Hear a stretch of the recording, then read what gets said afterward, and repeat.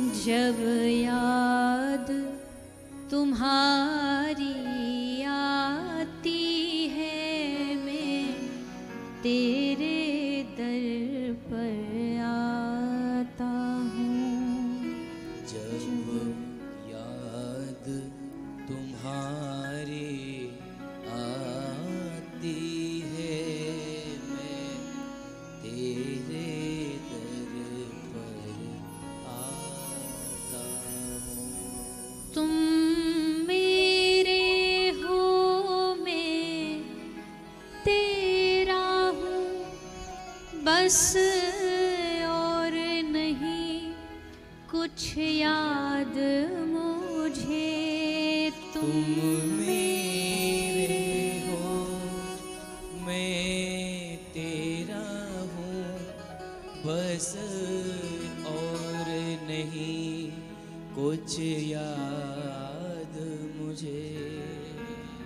नहीं और कोई मेरी सुनता है मैं तुम्हें सुनाने आया हूँ। नहीं और कोई मेरी सुनता है मैं तुम्हें सुनाने आया हूँ। अपने सुख दुख को हे ठाकुर मैं रो रो तुम्हें सुनाता हूँ। अपने सुख दुख को हे ठाकुर रो रो तुम्हें सुनाता हूँ। तुम मेरे हो मैं तेरा हूँ बस और नहीं कुछ याद मुझे।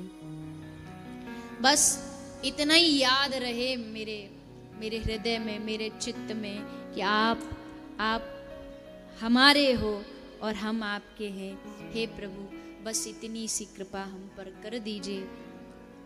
मेरे पास चढ़ाने के लिए आपको देने के लिए कोई धन धान्य नहीं, कोई बड़ी संपत्ति नहीं है मेरे पास देने के लिए, लेकिन ये भाव के अश्रु आपके चरणों में मैं समर्पित करने आया हूँ। जब याद तुम्हारी आती है मैं तेरे दर पर आता हूँ।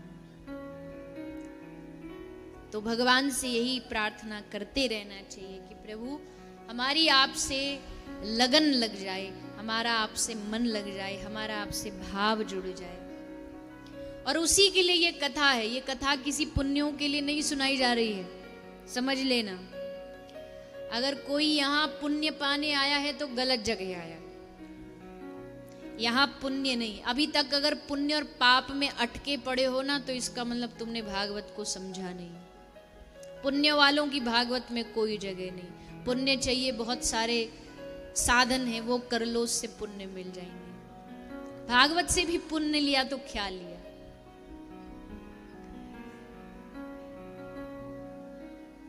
यहाँ तो केवल और केवल शुद्ध भक्ति पाने आइए। भगवान की शुद्ध भक्ति पाने आओगे तभी यहाँ आपको आनंद आएगा। तो ये शुद्ध भक्ति कैसे मिलती है, भक्ति का प्रारूप क्या है, भक्ति का स्वरूप क्या, कल आपने सुना। देवी भक्ति वृंदावन में है क्योंकि भूमि का बड़ा महत्व होता है। भजन करने को तो आदमी कहीं भी कर ले, पर कई स्थान ऐसे होते हैं जहाँ पड़े रहने में भी आनंद आता है, और वृंदावन उनमें से एक है। इसलिए भक्ति देवी का वहां सदा सर्वदा निवास है। भक्तिर नृत्यति यत्र च, वहां देवी भक्ति नाचती रहती है, नृत्य करती है। उस वृंदावन के गली गली में भक्ति नाचती है, और भक्ति के स्वरूप में ही नाचती नाचती गाती गाती राजस्थान की भूमि से चलती चलती हाथ में एक तारा लेती लेती भक्ति सा स्वरूप रूप धारण करके वृंदावन में पहुंच गई। क्या नाम था उस भक्ति का? बोलिए ना। आप तो बहुत सारे लोग हैं, राजस्थान की भूमि से जुड़े हो।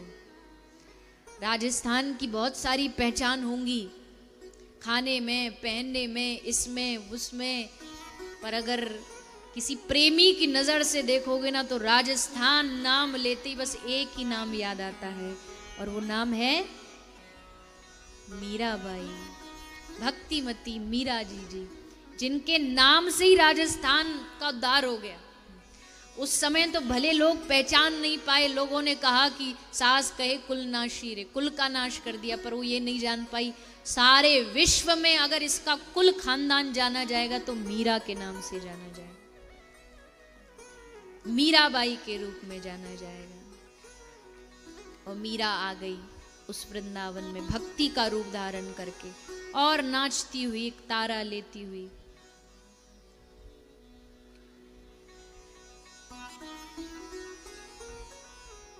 और वृंदावन की महिमा गाते हुए, वृंदावन का दर्शन कराते हुए मीरा कहती है, घर घर तुलसी ठाकुर सेवा,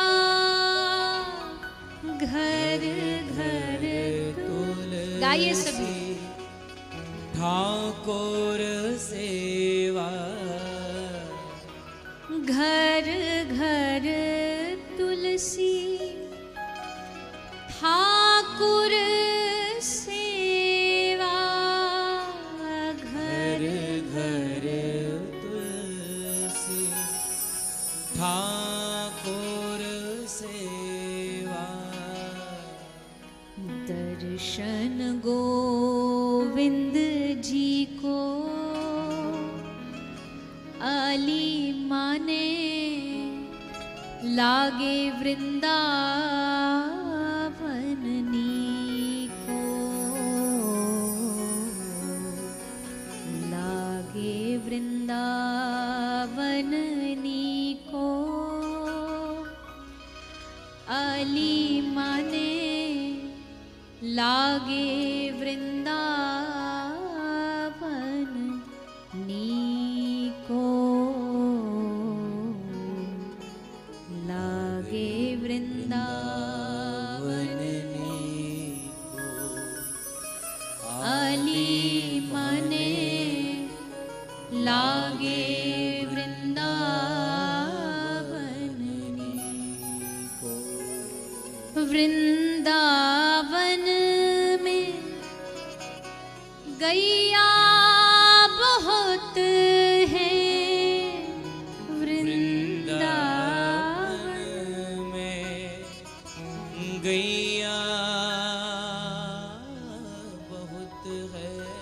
इतने लोग और आवाज बिल्कुल नहीं, ऐसे नहीं, भाव से गाइए ना साथ में। मीरा जी का भाव है, किसी मेरे जैसे साधारण, किसी हम जैसे लोग का लिखा नहीं, साक्षात मीराबाई का। वृंदावन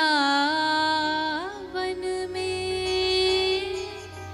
गैया बहुत है, वृंदावन में गैया बहुत है।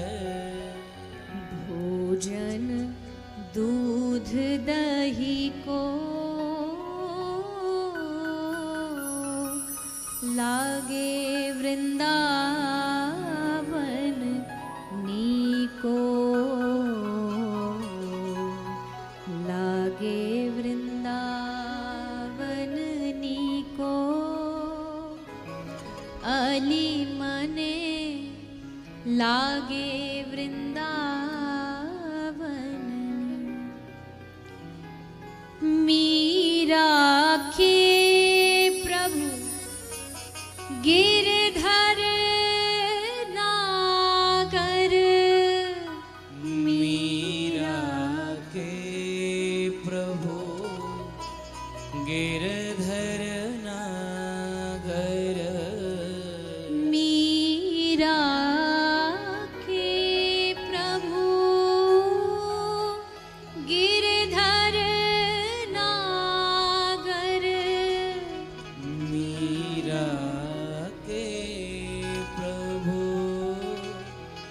गिरधर नगर। भजन बिना नर फीको, अली मने लागे वृंदावन नीको, लागे वृंदावन नीको,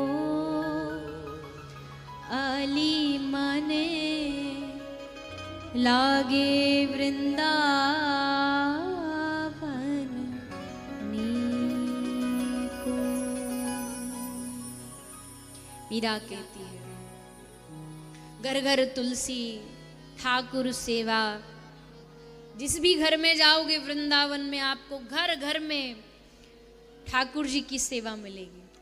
हमारे ब्रज में आज भी अकेले वृंदावन में 5000 से ज्यादा मंदिर हैं, और वो इसलिए हैं क्योंकि सबके घर में मंदिर है, सबके घर में ठाकुर जी है, सब अपने ठाकुर जी को लाड लड़ाते हैं, प्यार, और इतना प्यार करते हैं कि भगवान बालक बन के उनके आंगन में खेलते हैं, बालक बन करके। एक घटना आती है, श्री रूप गोस्वामी जी वृंदावन में रहते थे।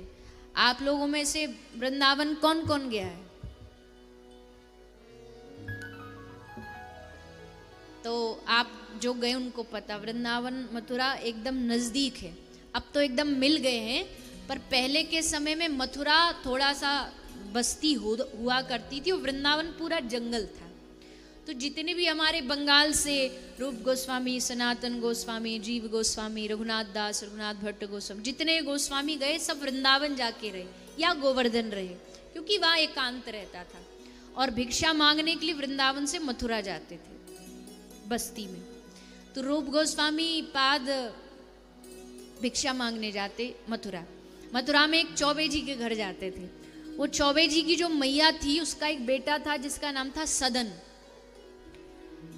एक बेटा था सदन और दूसरा बेटा वो मानती थी मदन। मदन मतलब मदन मोहन। ठाकुर जी को अपना दूसरा बेटा मानती थी। और वह बेटा मानती नहीं थी, ठाकुर जी मूर्ति से निकल करके उसके आंगन में उसके दूसरे बेटे सदन के साथ खेला करते थे, खूब खेलते थे। और रूप गोस्वामी उसी घर भिक्षा मांगने आते, तो उनको एक दिन देख करके मदन मोहन जी की जो मूर्ति उसको देख करके उनका मन ललचा गया, काश ये हमारे पास आ जाए। पर कह तो पाए नहीं, क्योंकि थोड़ा अच्छा नहीं लगता किसी के घर का विग्रह मांगना। पर भगवान उनके भाव को समझ गए। तो चौबे जी की जो पत्नी थी रात को उनके सपने में आए कि मैया अब तुम्हारी सेवा पूरी हुई, अब हमें आप दे दो रूप गोस्वामी जी को, अब ये हमारी सेवा करेंगे। मैया रोवे लगी। मैया बोली कोई हमारी सेवा में कोई चूक रह गई क्या, कमी हो गई? बोले ना ना कमी कोई नहीं है, पर मैया अब नेक हमारी इच्छा है कि हमारो भी थोड़ो विस्तार हो, हमको भी लोग जाने तो लीला कर रहे हैं हम। तो मैया ने कही ठीक है जी, जैसी आपकी इच्छा। तो ठाकुर जी को दे दियो रूप गोस्वामी। बोले ढंगते ने ध्यान रखियो हमारे लाला को। बोले हाँ जी बिल्कुल रखेंगे। सो लेके आ गए अपनी कुटिया में। छोटी सी कुटिया थी, झोपड़ी थी, उसमें कोई व्यवस्था तो थी नहीं, क्योंकि खुद कोई व्यवस्था रखते नहीं थे, बस माधुकरी मांग के लाए, खाए पिए, उसी का भोग लगाए। एक दिन माधुकरी में इनको मिल गई बाटी। आपके राजस्थान की प्रसिद्ध होती है दाल बाटी, तो बाटी मिल गई। अब बाटी ये लेकर के आए, ठाकुर जी को भोग लगाया। अब जब भोग लगा रहे थे तो ठाकुर जी इनको नखरे दिखाने लगे। मदन मोहन जी बोले कि बाबा मजा ना आया रो। क्यों लाल जी काहे गयो? बोले बाटी में नमक ना है। अब सूखी बिना नमक की बाटी तो कछु गले में ते भीतर ही ना जा रही, तो थोड़ो कहीं ते जाके हमारे ताई नमक मांग लाओ। तो रूप गोस्वामी पाद ने एक आंख दिखाई ठाकुर जी को, और आंख दिखा के बोले अच्छो जय जय तुमको नमक चाहिए? बोले हाँ नमक चाहिए। अच्छो। रूप गोस्वामी बोले पतो हम अपनो घर द्वार छोड़ के आए, राजा की दरबारी छोड़ के आए, असंख्य जितने हमारे पास धन दौलत पैसा रुपया वैभव सब ठोकर मार के आ गए, किस लिए कि एकदम फक्कड़ साईं बाबा जी होके भजन करेंगे, ना कोई मांग ना कोई जात। अब बताओ, अब तुम्हारे लिए आज तुम कह रहे नमक, फिर कल बोलोगे बाटी में घी और हो जाता तो बड़ा मजा आ जाता। अब तुम्हारे लिए घी लाएंगे, फिर तुम बोलोगे कि दाल और होती तो मजा आ जाता। परसों तुम बोलोगे नमकीन के साथ कछु मीठो मिल जाए तो ने का आनंद आ जाए। महाराज हम भजन करें कि तुम्हारी इच्छा पूरी करें। रूप गोस्वामी बोले तुमको जो खाना हो तुम अपनी व्यवस्था खुद ही कर लो, हमको डिस्टर्ब मत करो, हमको नाम जपने दो। इससे एक बात और सिद्ध होती, देखो नाम में कितनी निष्ठा है कि नाम जपने के लिए हम कुछ भी करेंगे पर हमको डिस्टर्ब मत करो आप। ठाकुर जी बोले अच्छा चलो कोई नहीं, हम अपनी व्यवस्था खुद बना लेंगे। तो कैसी व्यवस्था बनाई ठाकुर जी ने? सर्व सामर्थ ठाकुर वहां से सेठ जा रहे थे, सेठ रामदास कपूर, यमुना नदी में उनका जहाज जा रहा था, नमक भर के ले जा रहे थे कहीं आगरा बेचने के लिए। तो वो जहाज जाकर के एकदम वृंदावन में रूप गोस्वामी की कुटिया के एकदम सामने अटक गया तूफान में। अब सेठ जी घबराए, उस समय बड़े डाकू रहते थे, कहीं हमको कोई लूटपाट ना ले, अनर्थ हो जाएगा। अब कहाँ मदद मांगे तो सामने एक छोटा सा दिया जलता कुटिया नजर आई। तो रामदास कपूर वहां भागे भागे आ गए, देखा रूप गोस्वामी अपने ठाकुर जी की सेवा कर रहे थे। तो सेठ जी ने कहा महाराज कृपा कर दो कि हमारी ये नाव चल पड़े, और अगर हमारी नाव चल गई ना हम आपके ठाकुर जी के लिए भव्य मंदिर का निर्माण करेंगे। तो हंसने लगे रूप गोस्वामी, समझ गए कि इन्होंने अपनी व्यवस्था खुद कर ली है, इनको पता हम तो कुछ करने वाले हैं नहीं इनके लिए, तो अब ये खुद व्यवस्था जुटाने में लगे हैं। सो रूप गोस्वामी पाद ने कहा कि ठाकुर जी कृपा करें, और कहते ही नाव चलने लगी। और फिर वहाँ एक बड़ा भव्य लाल पत्थर का सुंदर मंदिर बनवाया गया ठाकुर श्री मदन मोहन जी के लिए। वो मंदिर आज भी है यमुना जी के काली दह के पास में, बड़ा प्रसिद्ध पुराना प्राचीन मंदिर है। थोड़ा लोग वहाँ कम जाते हैं क्योंकि वहाँ की जो मूर्ति है वो करौली चली गई, उसकी सेवा राजस्थान करौली में होती है। जैसे गोविंद देव जी जयपुर चले गए, वैसे मदन मोहन जी करौली चले गए, पर प्राचीन मंदिर है। तो मंदिर वही सेठ जी ने बनवाया था, ठाकुर जी ने अपनी व्यवस्था खुद कर ली।